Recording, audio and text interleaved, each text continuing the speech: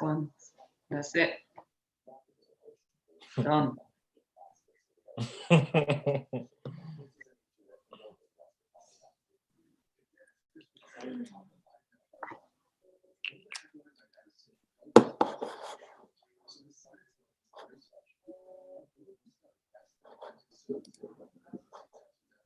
All right.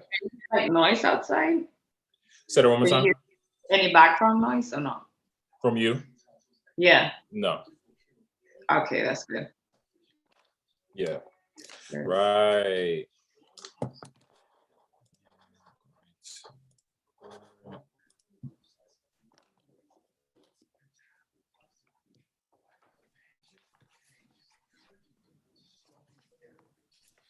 right. You ready?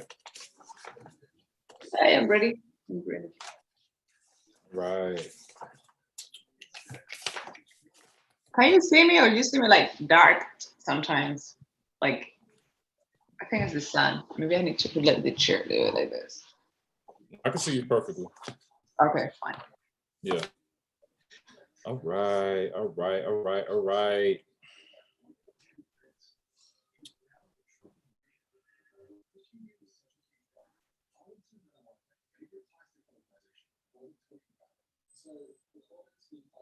Okay. All right. All right. Welcome to the T Simple Podcast, or Lead or Follow. We don't really know what the name of this is, but we definitely enjoy reading this book and coming together every 2 weeks. I got my sister, Ms. Legros, Calvin Nellum. We are at the end of the Powernomics, Dr. Clark Anderson book review. It definitely has been a learning experience. We talked about a lot of things, as it relates to, keeping the dollar in. The Black community talked about, the relationship between, Black people and immigrants, and how we need to use that as a tool and not as a obstacle as it is presented in the book, and then also just recognizing, how we can ensure that, the book was, a couple of years ago. What are some things that don't apply now that we can kind of add to the mindset of the book, but just use it as a resource and not as the only blueprint, because we know that there's many other ideas. But other than that, though, what's up? You doing, Lada? How you doing? What's up? I'm good. How you doing? It's sunny here in I'm London. pretty. It's great. Yeah, but you got this all black everything on. I got all black on too. I mean, I guess it makes sense, right? It's a Black book, and we're trying to represent. the last two chapters. I think like they were like, okay, I'm so looking forward to hear your thoughts because I found them again very interesting. Overall, like, from me introducing, because you had the book before me, right? I had it before, but I didn't start it because I had it like a couple of weeks before you. Yeah. Yeah. And so I guess, like, from beginning to end, like, I guess, were your expectations met, or were you kind of disappointed? Um, I would say my expectations were not met because there were a couple of chapters that I was disappointed with the lack of like knowledge and like how it was put in perspective of like Black people against the world and immigrants as like another battle to fight, for Black people.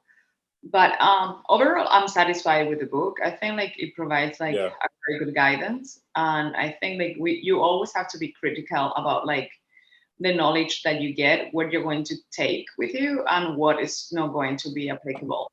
So I think like this book is just good as it is. Yeah, absolutely. And I would say, we definitely got to be critical, right? That's the key term.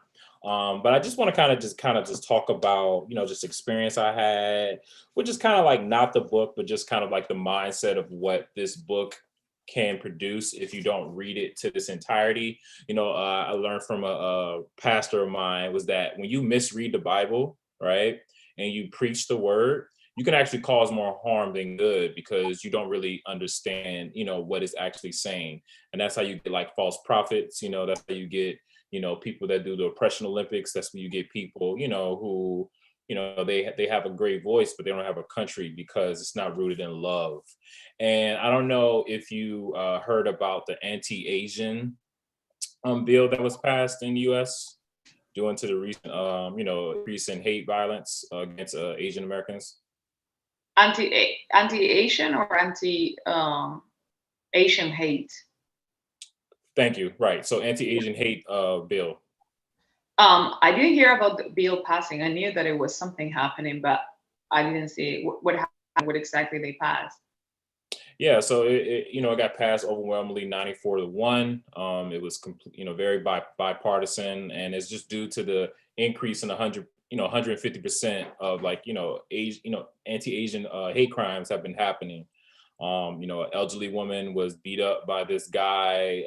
It's just been really bad, and it's due to the xenophobia that the recent administration kind of just taught us, right? They would use terms like kung flu. They use was really xenophobic terms that you can conflate with, that's from the location, when really you're trying to, you have a political motive, right? You have a motive, behind that, and it's very obvious.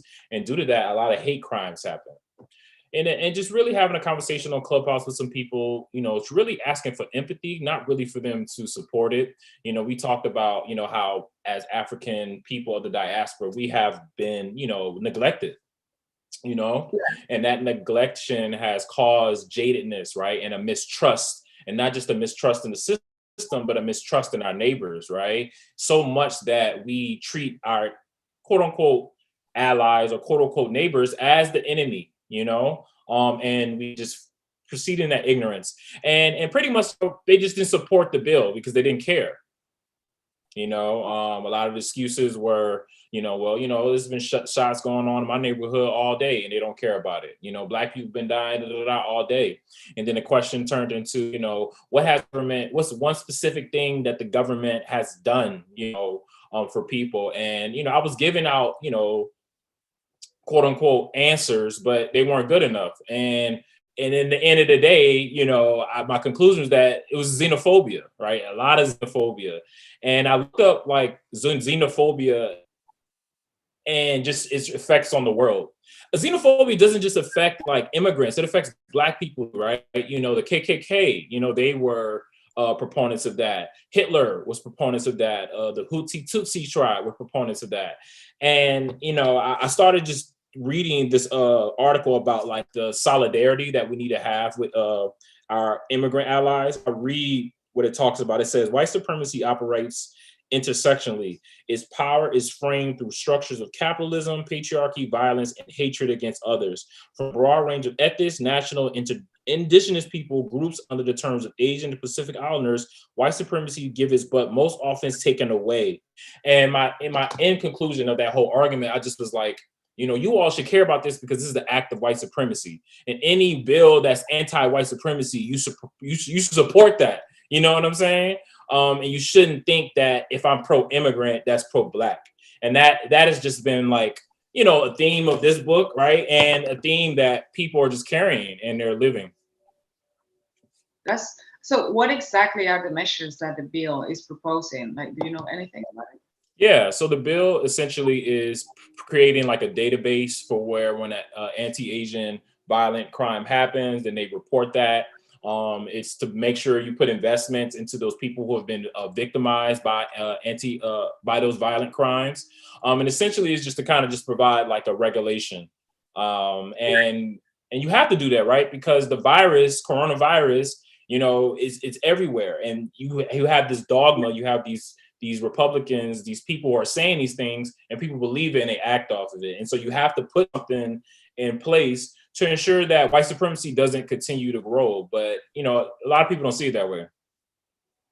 No, that's hard. And I do understand like the pain or like the negative, thoughts about this bill when Black people has been feeling unprotected all the time.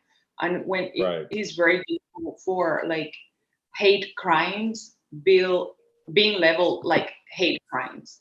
Like the other day, for example, in Spain, I read in the news a kid, 12-year-old, was like beaten up by someone, and calling him like, you know, insults towards his race. And they said like it was just like it was an assault. They don't put the racial component, and it's very difficult for Black people usually around the world to prove. It's like, no, you're doing that because I'm Black.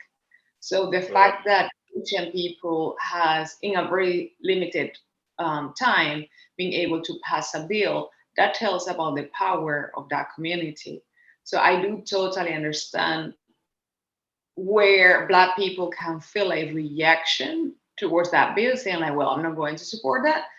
But the problem is not that the Asian community has the power to push that bill in less than a year, and hopefully they are able to reinforce it. Because one thing is that the bill exists, the other thing is that it's going to be reinforced. But we do know that probably if people who is assaulting the Asian community, these Asian victims, it happens to be Black, they would probably enforce and execute the bill and the law, and they would say that is anti-Asian crime. Now, would they have the same energy if it is white people who is attacking Asian people? We don't know, because so far the track record that we have, it is like when white people commit a crime, it doesn't have the same like weight of the law than it happens when Black people attempt to commit a crime, or not even committing a crime. So it is quite interesting. And that is like one of the things that Dr. Claude speaks on the book, is about politic power. So I think like Yeah. you're bringing like a great example of like the acceleration, how long Black people, like how many hashtags happen, like hashtags and videos and recording, since like we have cameras on our phones, we have seen like police brutality, and Yeah. it took, we are in 2021, and now maybe we're seeing a little bit of like a breakthrough. So I mean, at the end of the day, you're right. Like we need to support. We need to, when things are wrong. So if there is an anti-Asian crime bill passing by, you have to support it because it's doing something to like help victims. But at the same time, that doesn't mean that you are not going to stop demanding of like what is necessary for your community.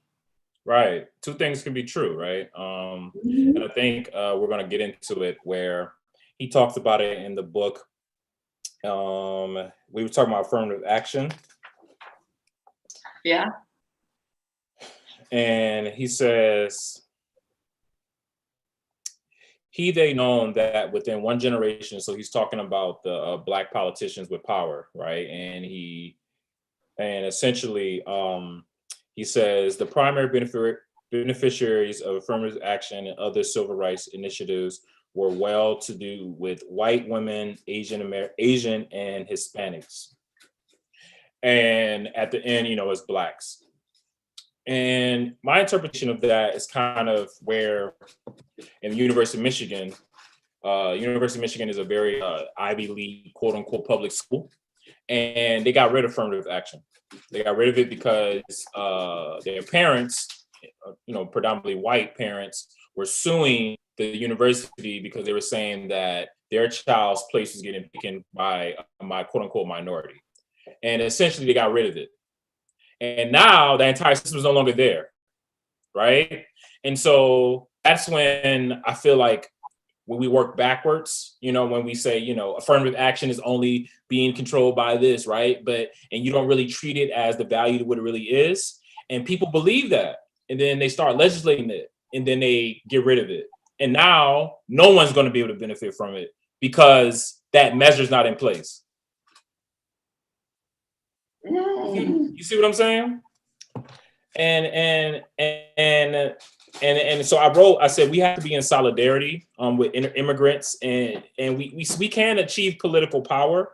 We need to make sure, right, we keep our our dollar in the Black community, but I don't think that it needs to again be like we're saying, a us versus them thing. I feel like we recognize that when we come together, we actually have a lot of power from this recent election, right? And they're currently trying to veto DC and Puerto Rico to become states because they know that if those communities become states, they're more primarily to vote Democrat. Yeah. Therefore, Democrat is going to be in control longer. And just understanding that power, talking to the people I was talking to, they weren't recognizing that, right? The mindset was, I'm independent, I don't need a government, And it's like, what are you trying to achieve, right? Are you trying to get reparations? Are you trying to get the things that you want? And how are you going to do that? Is your route feasible and pragmatic, or are you just so caught up in being xenophobic, you don't want to actually, think interdependently? Yeah. And it's just so interesting, like how, for example, like he mentioned when he's talking about when he said he has talked to a Hispanic person, and that person Yeah. I'm white. I'm like, yes, sir, because not everybody who's Hispanic is Black. It's like Hispanic is a lot of things. Like Hispanic, you can be Latinx and you can be Black, you can be dark, Mhm. you can be light skin, you can. But if you go to Miami, the ones that are in power are not Right. the darkest skin Cubans or like the darkest skin Cubans, are the white Cubans. So when they say they're white, believe them. They have the white privilege, you know? Mm. I Mm. know that there is a lot of, and there is a lot of colorism, and also like a lot of hate because for a Latinx, a lot of times they would say like, no, I'm nothing to do with African descent. I'm Yeah. Dominican, and you're like, right. So you must Right. be, I don't, like you, and it's a lot of ignorance. But when he's like putting like, for example, the example of like Cubans in Miami, you are fighting the same people that they believe that they are the best, that they really think that they know what they want, and it happens. The system is going to work for them. And another thing that he mentioned, he said like when immigrants they come, they say like they go far from. They say like okay, don't go close to like Black people. Right. But he needs to understand, Black people is the team that is losing. So when you're coming in from like overseas or like you're a foreigner, it is normal if you're not close to the community, like in terms of like if you are Asian, why you are going to go closer to Black people? You will get closer to white people. That is where the money and the power is. So Mhm. it's not, and again, there is a lot of xenophobia from, Xenophobia. yeah, from Asian people too. Like you go to Exactly. China, you see like how they treat Africans. If you go to Africa, you see how Chinese are treating Africans. So it's very complex, but you cannot instruct on a book of like, be careful with these people. They speak their language to mark their territory. No, sir. They speak their language because they don't know English. It's way simple than that. And that is the part like is so dangerous about like the whole book. And he started very well. Like I remember I started criticizing like a few pages in when he Yeah. was talking about race and like the conception of race, like how it was Yeah. created. And then it took a U-turn, and you can see like in almost every page he's mentioning, or every two page he's mentioning like, oh, immigrants are taking advantage of the system. The system is working to help immigrants. The system was created by white people. The system is the same system that is created to bring Black people down. There is not, Mm. immigrants didn't have economic power, political power to have a say in the system. The system was created before they came in. The same system that was putting down like the whole Black population. It's different. Yeah. So And then also I think what you added too, so that's capitalism, right? It's the pursuit of capital, so you can get more capital, right? And you can pass that down, right? And I think what you're saying that is bigger than just immigrants. It's the system. It's a systematic thing that we are all unfortunately victims of, right? And then also I think it's good that you pointed out that xenophobia just means fear of a stranger, right? It's a fear of the other.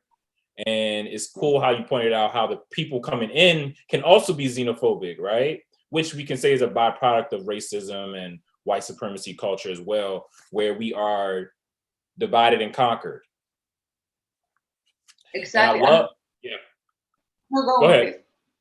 Now, I just was going to No, say, I was going to add to what you're saying about, you know, just like Black people aren't a monolith, Latinos aren't a monolith, Asian people aren't a monolith. And I brought up this article about it's called the Sullivan Piece, and it talks about how essentially they put up like Asian people on a pedestal because they'll say that they're the smartest, right? They're the most organized.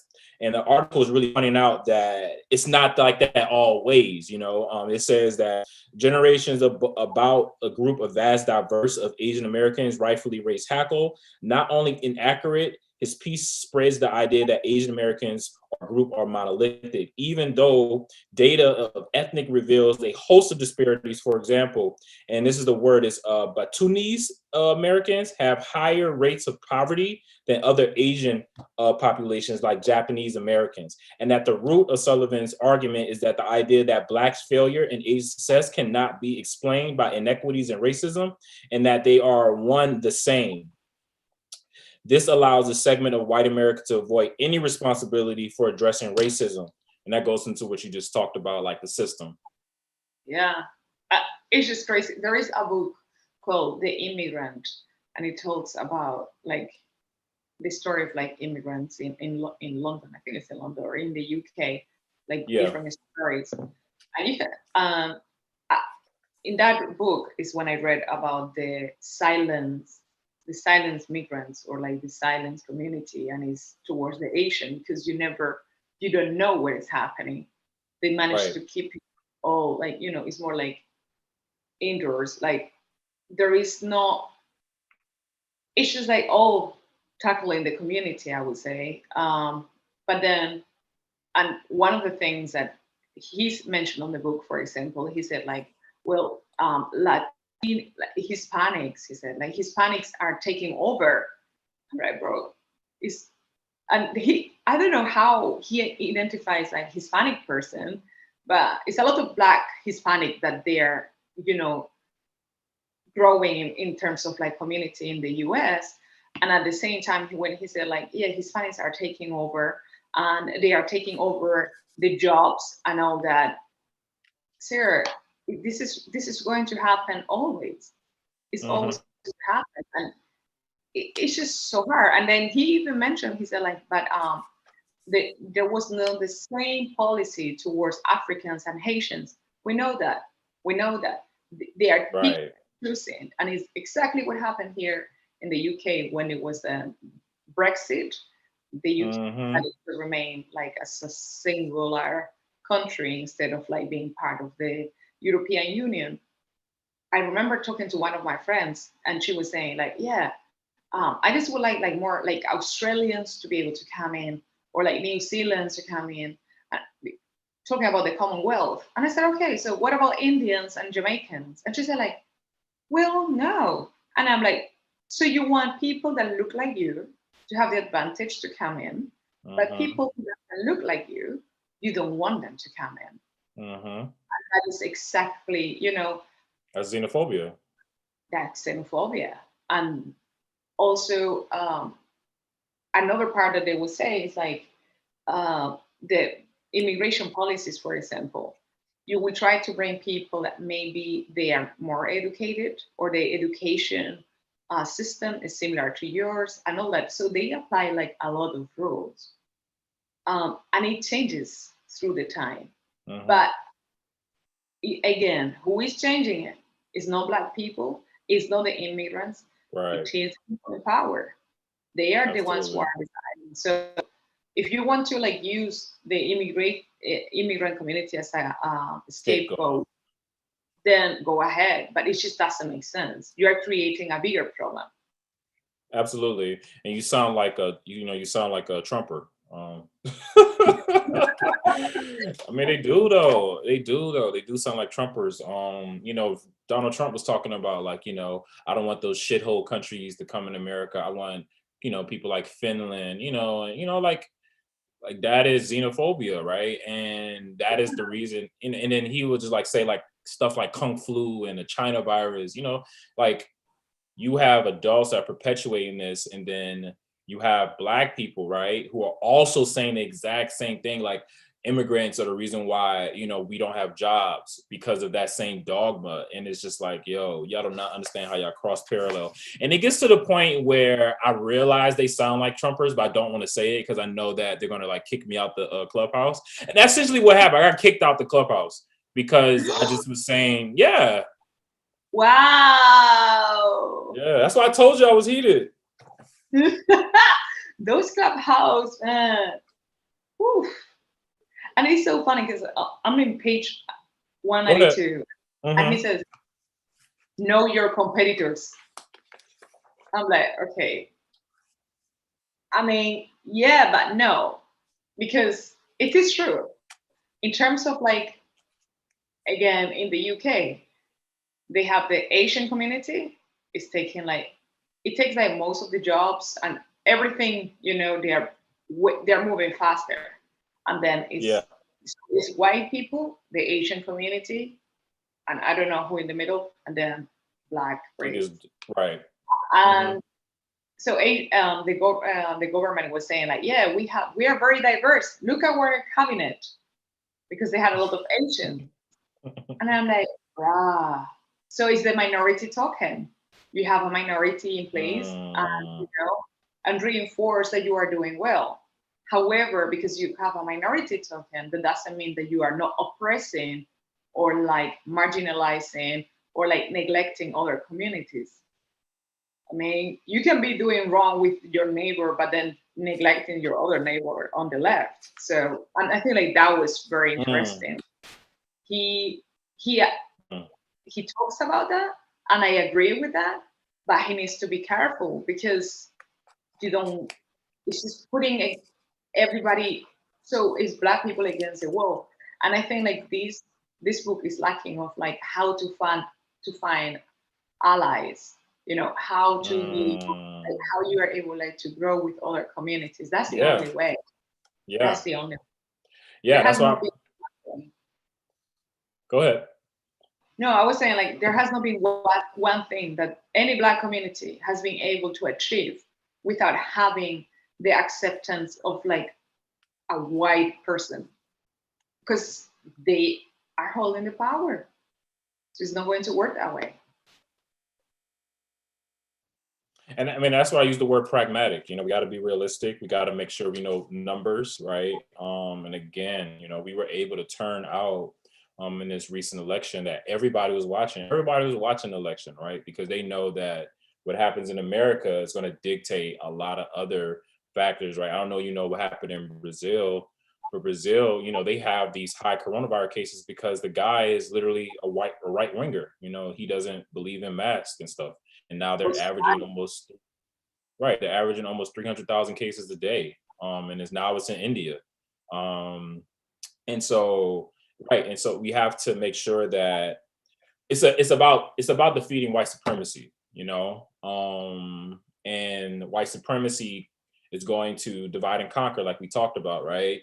You have the levels, but I think what we need to make sure is like I feel like we have to just kind of destroy the levels. Like the levels shouldn't it yeah. shouldn't exist. I think like and also we have to be clear, it's not about defeating like white people. It is white supremacists. It's totally Exactly. Totally and different thing. people need to understand it's like you cannot be hating or on white people and everybody. I do understand the sentiment, but we have to cohabitate. We have to be sharing like the streets and everything. So we have to also like being able to find the peace within ourselves and not be hating. Now, white supremacist or any supremacist, machism, I don't know how you call it in English, but patriarchism, yeah, Hmm. down, down. Like, Yeah. has not been working for anybody. Yeah. So, Yeah. Yeah. Yeah. And yeah, absolutely. And so we gotta be smarter.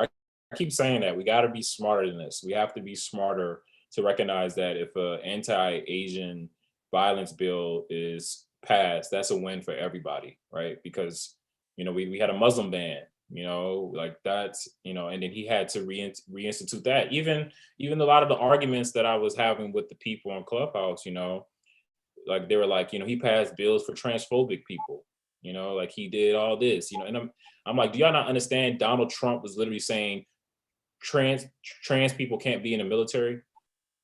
mhm. You know what I'm saying?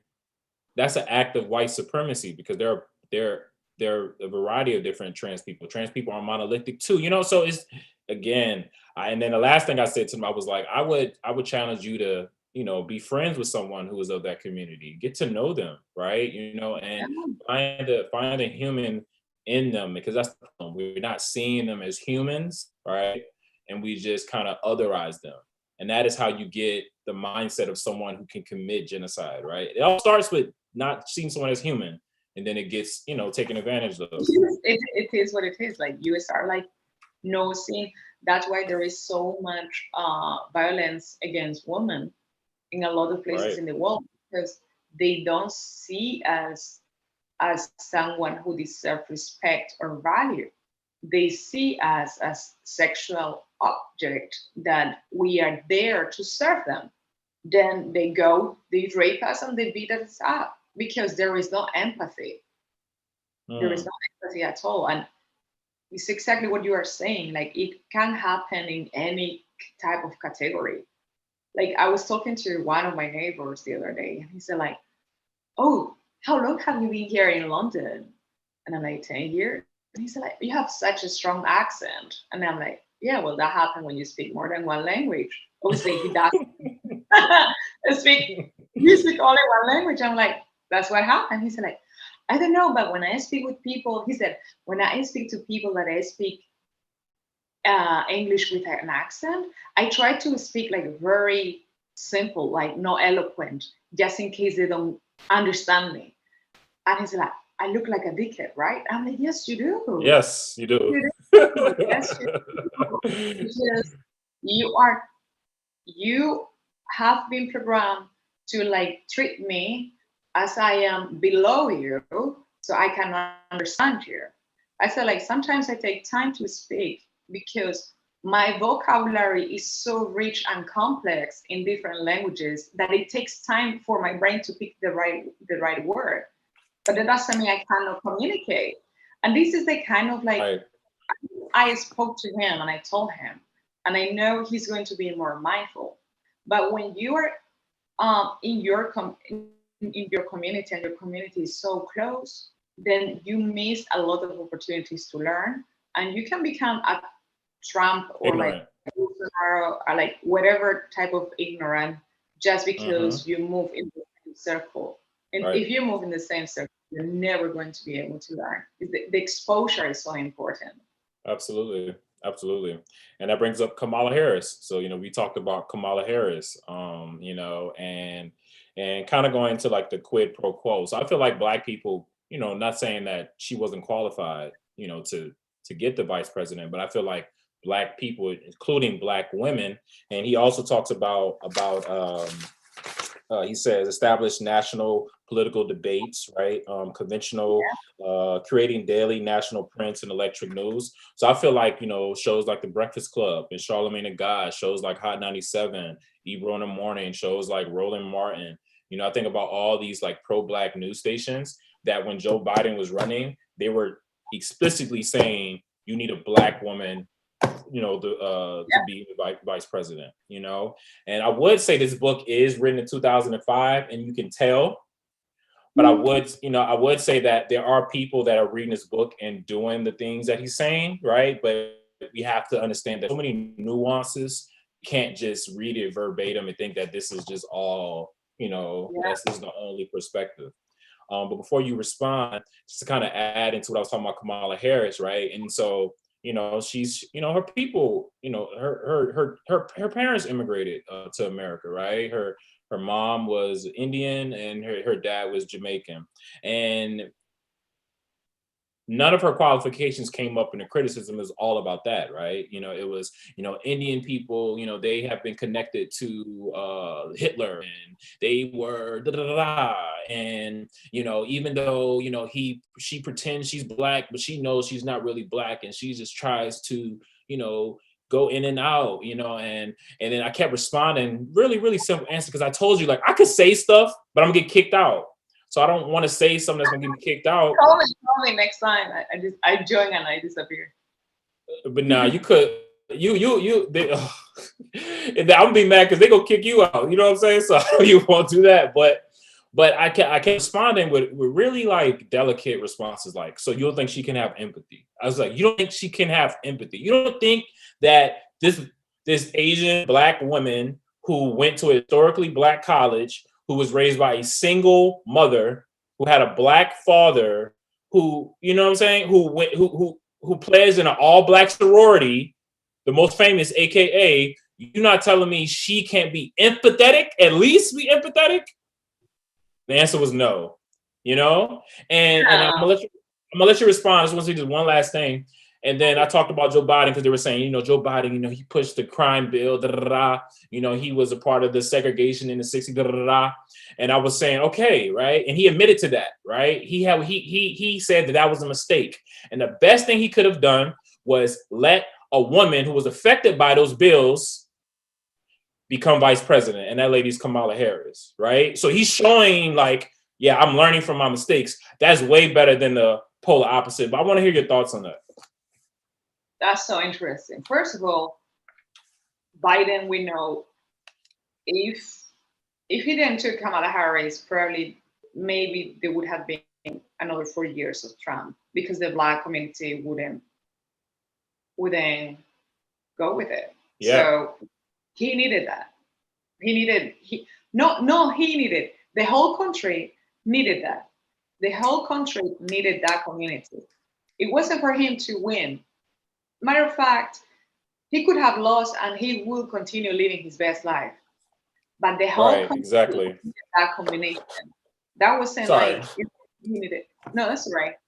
Like he needed to play for to become a president. Yeah, that guy is a president, but I'm telling you, he was having his best life no matter what.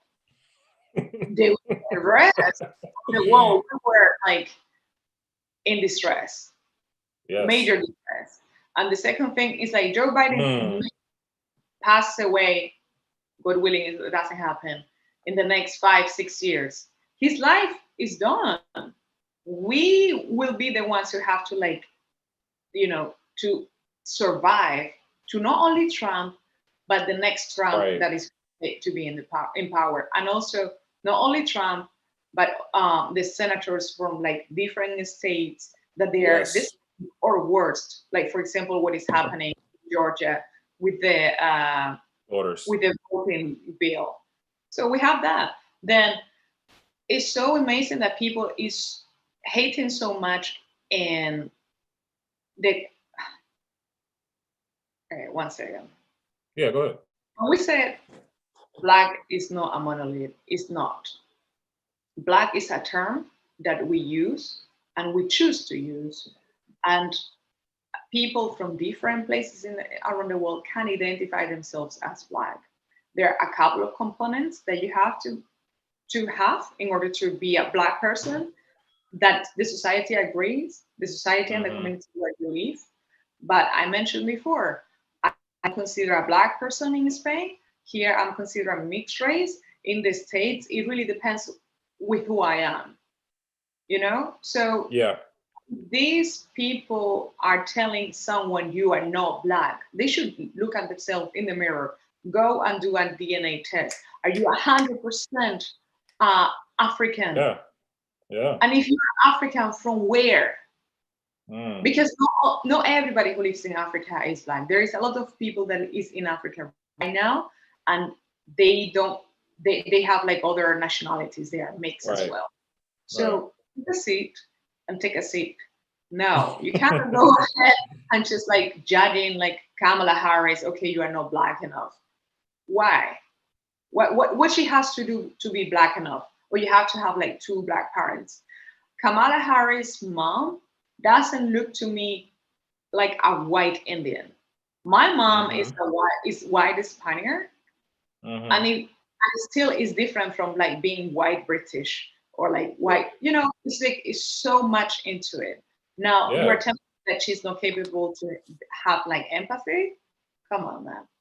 There is a lot of people that they are not black. They have more empathy towards the black community anytime that people within Right. our own community. So you don't need to have the melanin, because a lot of people, they are hating and sitting down and telling people what to do and know what to do. But what are you doing? What are you doing? So hey, Yeah. Yeah. I Yeah. wouldn't Yeah. be.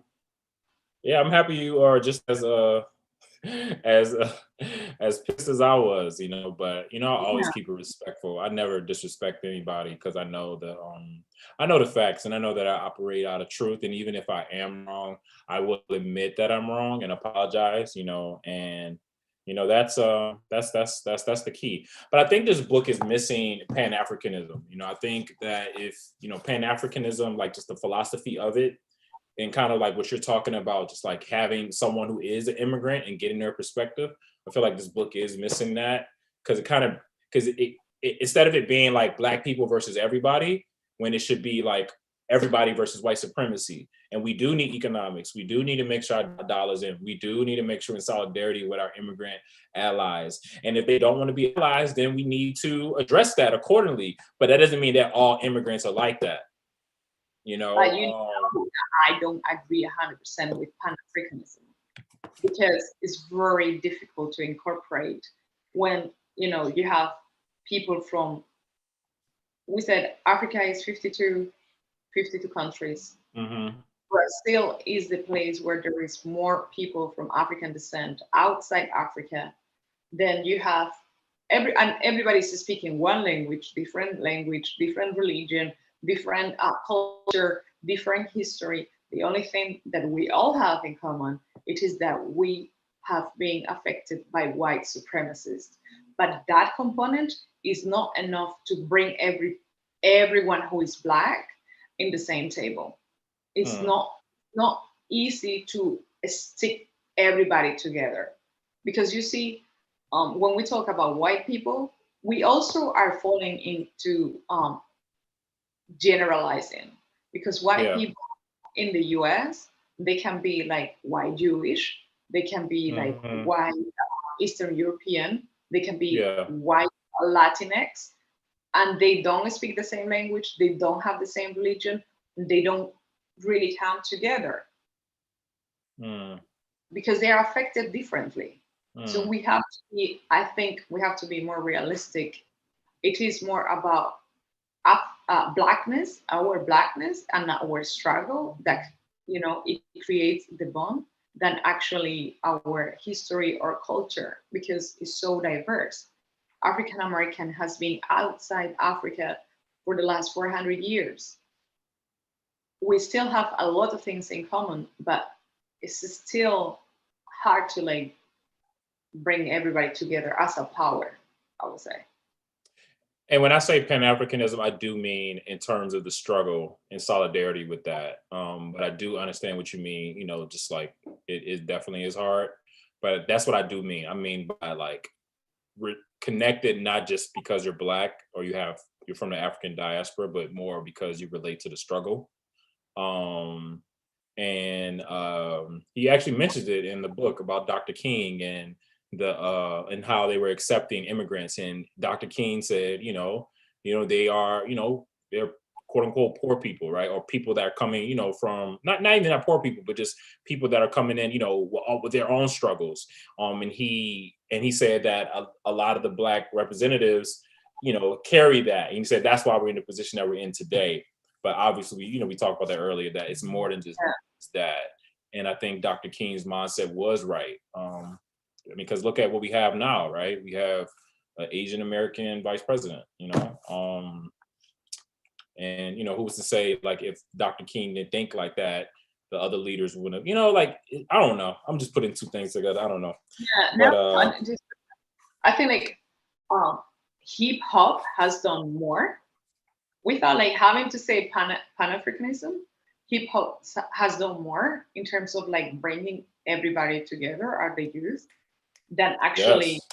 the word of Pan-African. Pan-Africanism. Yeah. Yeah. Like Yeah, I love that. Yeah, hip hop has created like billionaires. I love that.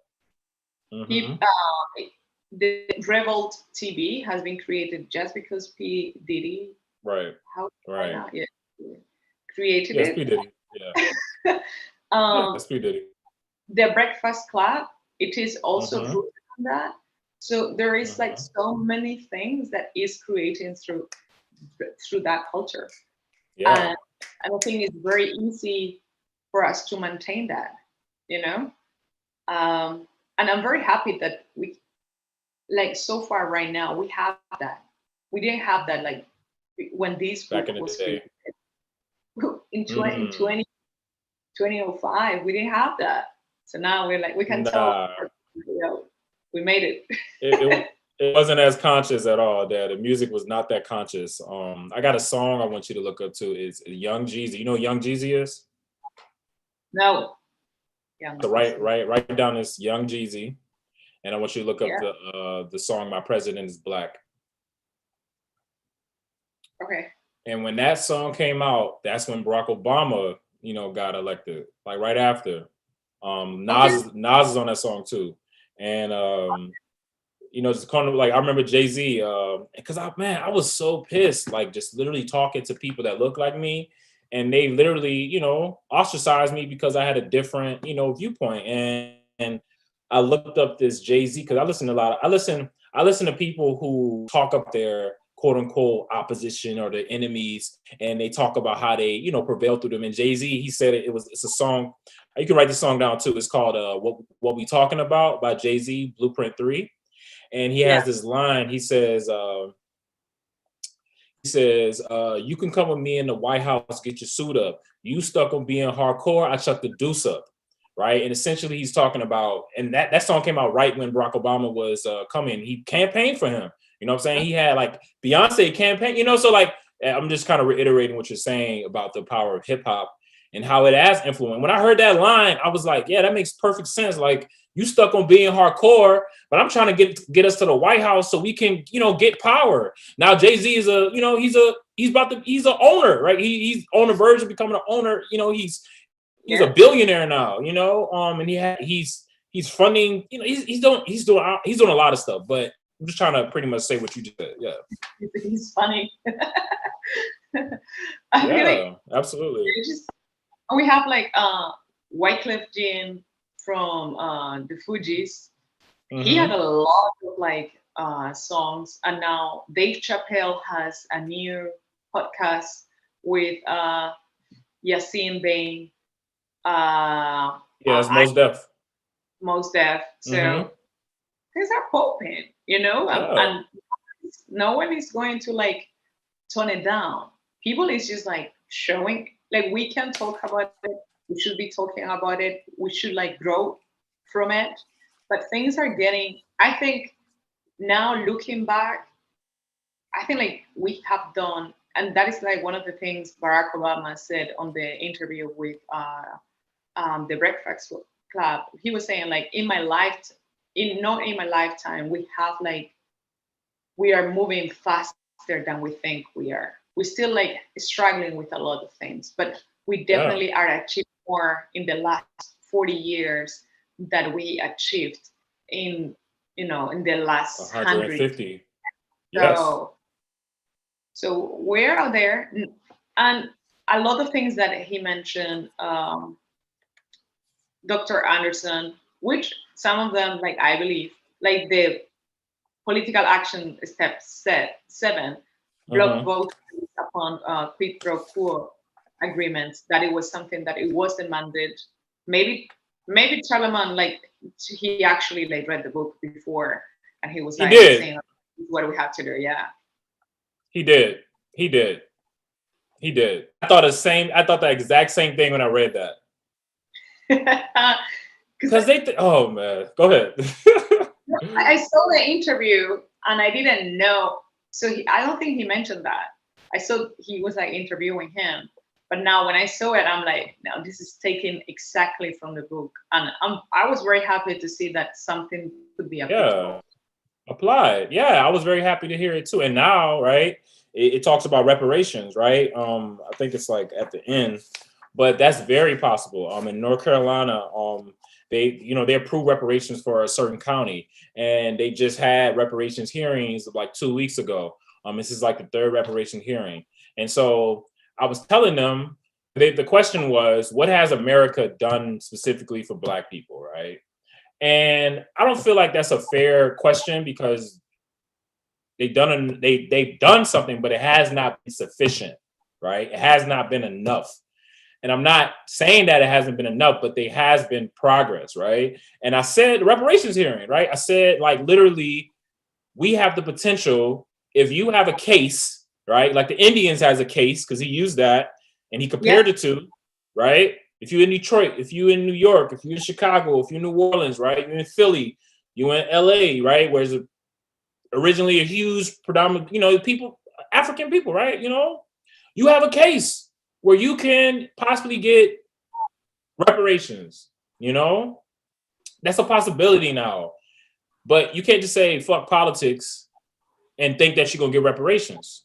You can't just say I'm not gonna vote, or I'm gonna, because he doesn't say not vote. He even says you should register to vote, just so your people who represent you know that you exist. And everything, and that's why, like, I really enjoyed this chapter, because it is something. Obviously, I'm not African American, so I cannot do it. But it is okay. like a very easy guideline of like what should be done, and it's very easy, And we can see, like, I think like was the major of, I don't know what city was providing, like, I don't know how many pardons for people who was in prison for like minor crimes or like crimes related to like marijuana. That's a massive improvement. And at the same time, I read someone who was in jail for like stealing 2 T-shirts for like 40 years. So those people, they need to be out, and they need to be out and compensated, and they need to be out and provided with an opportunity. So they're like, I think, and that's why I am passionate about, because it's a lot of things to do and a lot of things can be done. It's not like it's impossible. It's not like it's a lost battle. I think like since Trump is out of our eyesight, we kind of like recover our focus and control as a community globally. And we are like, you know what? F you. We got to do it now, and we got to do it now and quickly, because we don't know when it's going to be the next chapter that someone like you is going to come to power. Because white supremacists, it comes in cycles. We had, we have like these people, Hitler, but it wasn't only Hitler. It was Hitler. It was in Spain. Was another guy called Franco. It was Mussolini in Italy. We had like a white supremacist here too. They don't want to recognize that, but Churchill was a white supremacist too. I mean, you have like in the US, and they took it, we managed to do like one circle, and, I think like it's going to be less space for them to take power. We have to continue building. So. Yeah, I mean, I respected them. Like right after that insurrection, they went right back in there. They went right back in there, and they certified the election. And so that's the type of energy like I want, because white supremacy is at it's choking, and so it's choking, and so it's trying to make itself more relevant, but you can tell it's losing its power. And we have to recognize that what happened with George Floyd and that verdict is a win. That's a win. Joe Biden getting elected is a win, bro. That's a win. I don't care what nobody said. That's a win, man. Kamala Harris being president, that's a win. The anti-immigrant bill, that's a win. That's a win. Anti-Asian hate bill, that's a win. And we have to recognize that that's a win, because it's a win against white supremacy, which affects all of us. And we have to be smart, man. Yeah, and also when we say like Joe Biden is a win, it's a win, and it has been a decision made by the Black community. So exactly, you respect that shit. What you have done for your country, you saved your country. Yes. You saved your country, like with all the letters. You did that. So you should be like, even though it wasn't the guy that you wanted, it was the choice that you wanted. So embrace that. And exercise it. Exactly. And I think like that's a part of like we need to celebrate our wins, and like when we say something and we make actions, we have to upheld ourselves. Like we're changing the world being a minority, and that is very difficult. A world that is designed for us to not go anywhere, we're changing that. That tells you like so much power that we have, and those are little things. We are like fighting giants every day, all the time, but we are so used to that we forget we're in the battle. But we do that every day. We survive every freaking day in this earth when they don't want us to do it. So we have to be like, well done. We're doing great. Yeah, brush your shoulders off. Brush your shoulders off, man. And we did it during a pandemic. In a freaking pandemic, when our people was dying in the hospital, you guys were there voting to take that guy out. You guys were there like in line, queuing. You're all a nation of heroes. At this point, it is what it is. A nation of heroes. Like, bro, you changed the history when everything was against. This guy put like this woman in the Supreme Court all of a sudden, like to make sure that he was guaranteeing one seat. And all white liberals are benefiting from the struggle. So we have to really, we have to say like, yo, we earned that respect right now. In 2020, we made it. And the rest of the world, we were praying for you because like, we were like, bro, I'm adopting an American. Oh, yes. There definitely was going to be an exodus. Yeah. We was going to move out. Oh, my gosh. We were going. Yes. Exodus coming your way. For sure. Well, let's finish up chapter 8. I think chapter 8 is really small. Honestly, it makes perfect sense, right? Churches need to make sure that they're not just taking money and they're not investing back in the community. I feel like that was the overall summary of that. Churches need to be used for praise, because he does say churches are great, right? We do need churches for healing. We do need churches. And he does distinguish the difference between like religion and spiritual, right?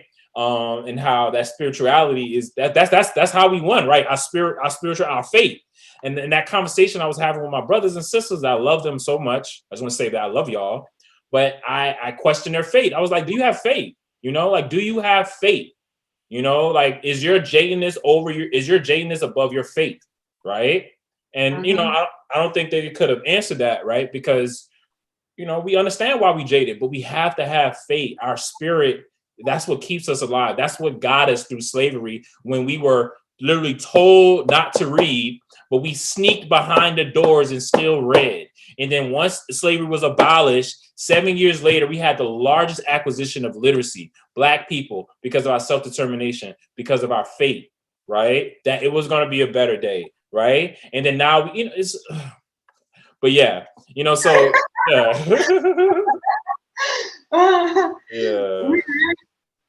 It's so, when you reflect into it, it's like, bro, we're legends walking on the streets. We really are. Like how our DNA pushed through for survival purposes. Right. Like if this a natural selection exists, You can tell who is winning because everything was for us to be eliminated. So coming back to the churches, I like what he said about churches. Uh, Instead of a church, the first thing that came to my mind was the Nation of Islam and Mm-hmm. the greatest thing have been doing in the Right. US. So not only has to be a church, it can be like, any religious organization that is really committed to their community. Right. And then they'll be like, yeah, but there is a lot of corruption. There is corruption every Everywhere. Everywhere. that is part of like any human organization. You're going to have like the greedy guy, you're going to have the person that you cannot trust, you're going Mm-hmm. to have that. We are not perfect because we are black, we're not perfect because we are humans. So Yeah. it is what it is. So you have to work with what you have. But yeah, And I think the churches that's is pushing through. yeah. And I think organization is key, right? Making sure that we're not competing with each other and we're like all in one front, which I think goes into the ethno aggregation. I do agree with ethno aggregation. I do think we need to concentrate on our people and invest and bring the resources back and understand that there's more than one way to skin a cat, and we need to use our allies so we can do that expeditiously, right? Work smarter, not harder. But yeah, so let's scale of 1 to 10. How would you rate the Powernomics book chapter 1 to 8, and why? Uh, I don't know. I think I kind of rate like this. I Okay, say, I guess get your I'm, closing thoughts on the book. yeah, I'm satisfied with the reading. I'm very happy that we connected to read that book together because we could share a lot of, of our thoughts, and without knowing each other, we have been resonating. So it is hope that there is people like us that they are committed to the community, but at the same time, you are able like to criticize and Yeah. put the one and one is not three, it is two. So we have to Mm-hmm. say it. So I think the book is great. It could be updated. I would Yes. love to like read another book that is based on this one, but with other opinions Mm-hmm. by someone who is like knowledgeable. But yeah, I'm very satisfied. I think it's a great book. One of my friends is still like Brandon. He's still like, hey Laura, do you finish it? I'm like, yeah, done. But yeah, it's great. And I think one of the things that we did very well was like to make sure that we kept the date when the book was written in our head. Yeah. So we could like Yeah. track to reality today, 20 years Yeah. apart. And that is Yeah. something sometimes we need to like practice more when we are reading. It's like, this 20 years, Mm. that's a long time.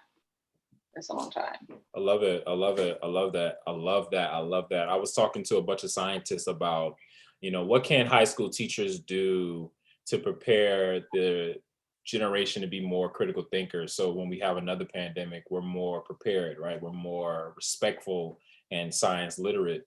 And the doctor told me, she was like, just teach critical thinking, and I think your critical just perspective really pushed my critical perspective, because I remember the very first episode you were like, I don't think this is factual.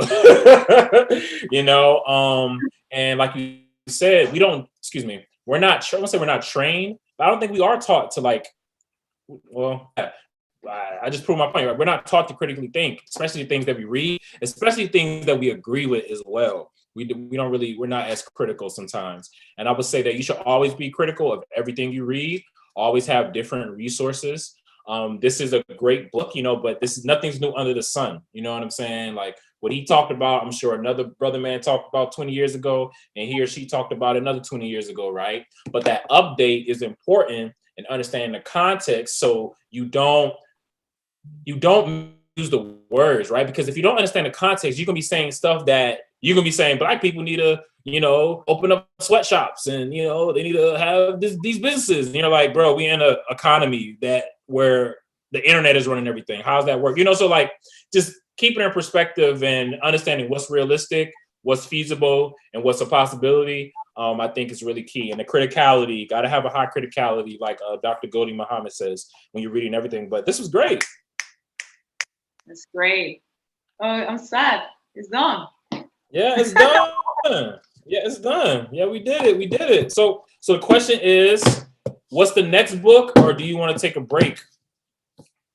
Because I want to keep going. I don't know about you, but I want to do another book. Yeah. No, I'm down. We need to think about which one though. Yeah, that's what I'm saying. We could take a little break, week or two, and just like, think about a book that you find, and then we can go right back in. I think really, really good collaboration. And this was my favorite one. This has been dope. I mean, he's still whack in college. It has been respectfully. No, definitely we need to pick up one. Let's share a couple of books and then we see which one we go next. If you were to cool. I'm so happy you said that. I thought she'd be like, nah, I'm good. I'll talk to you on the flip side. But I really appreciate that because I think it's your perspective is very, very valuable. And I'm just happy that I'm able to add to that value. And have a really great I feel a lot better.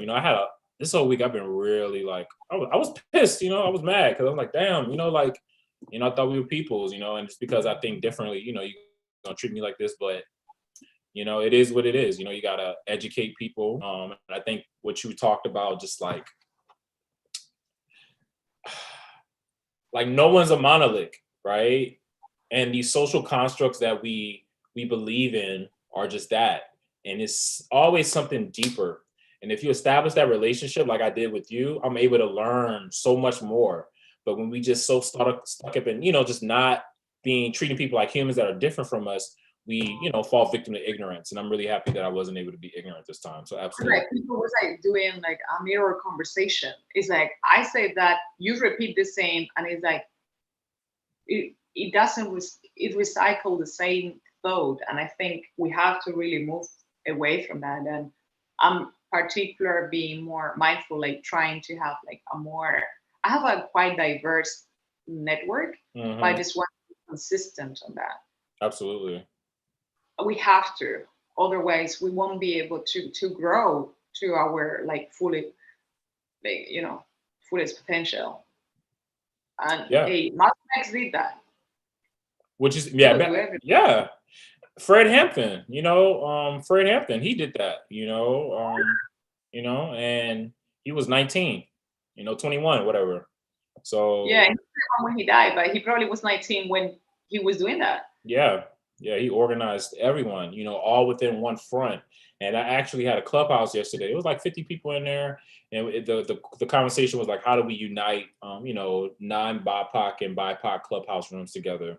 And again, the relationships, building authentic relationships, right? When you come in a room, you're not just trying to give your 2-minute pitch and then, you go off with your followers. You actually trying to build genuine relationships with people that are different from you so you can learn. Yeah. I took a break from black clubhouse. What is black clubhouse? Damn, it ain't black no more. It's like beige clubhouse. It's everything. I took a break because I was like, yo, I'm trying to move faster than I can. It's frustrating me, and also like listening to people that they just want to like be listened. It just pisses me off. I like a good debate. Yeah. I like to cheer. I want to be like talking all the time, and I don't want to be all the time to someone who claims to have like I don't know how many followers that you may vote, because I don't know people buying followers. When I realized that, I'm like, wow. Yeah, because how you make money. Because if you can prove to like a company that you want to get advertisement for, that you can get followers, you just purchase them, and then Oh, it creates the illusion, and it just but I makes it thought better. But that there was yeah. like I will share with you thingy, a report on influencers that a firm in the UK, a small firm in the UK made it, and it was telling about like the Mm, of like how much people is earning depending on the following and all that. I found it very interesting. mm. Yeah, it's a lot of money. So the money, I'm like, damn it, no, an influencer. Should have bought those followers, huh? Yeah, But for nah. sure. I don't like that type of attention. Yeah, you low key, solo dolo, silent assassin. Uh-huh. That's how I can move. Otherwise, everybody would be on my neck. Did you say that in that house? Yes, I did. So what? Yeah, absolutely, absolutely. How's everything with your job?